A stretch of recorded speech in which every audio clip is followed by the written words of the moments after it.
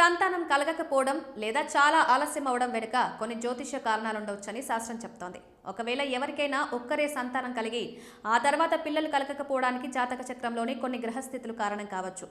జాతక చక్రంలో 5వ స్థానాన్ని సంతాన స్థానంగా పరిగణిస్తారు. ఈ స్థానంలో గురువు, కేతువు, కుజుడు వంటి గ్రహాలు శత్రు క్షేత్రంలో ఉండడం వల్ల గానీ, పాపగ్రహాల దృష్టి వల్లడం వల్ల గానీ సంతాన ప్రాప్తిలో ఆటంకాలు కలగవచ్చు. 5వ స్థానంలో రాహువు లేదా కేతువు ఉంటే దాని నాగదోషం లేదా పుత్రదోషం అని పిలుస్తారు. ఈ దోషం సంతానలేమికి, సంతానం ఆలస్యం కావడానికి కారణం కావచ్చు.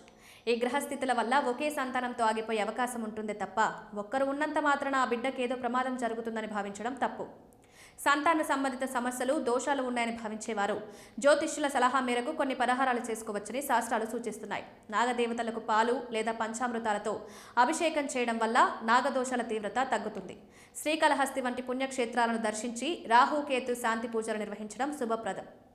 సంతానం అనేది ప్రకృతి సిద్ధంగా లభించే ఒక వరం. పాతకాలపు ఆలోచనలో ఒక్కరి సంతానం ఉన్న దంపతులను భయపెట్టడం సరికాదని ప్రముఖ జ్యోతిష్యులు అభిప్రాయపడుతున్నారు. జ్యోతిష్య సలహాలనేవి కేవలం మనలోని ఆందోళనను తగ్గించుకోవడానికి, మనశ్శాంతిని పొందడానికి ఉపయోగపడే మార్గదర్శకాలు మాత్రమే. ఆధునిక కాలంలో ఆర్థిక స్థిరత్వం, పిల్లల భవిష్యత్తును దృష్టిలో ఉంచుకుని ఒక్కరే సంతానం ఉండాలని నిర్ణయించుకోవడం విజ్ఞతతో కూడిన పని అని వివరించారు.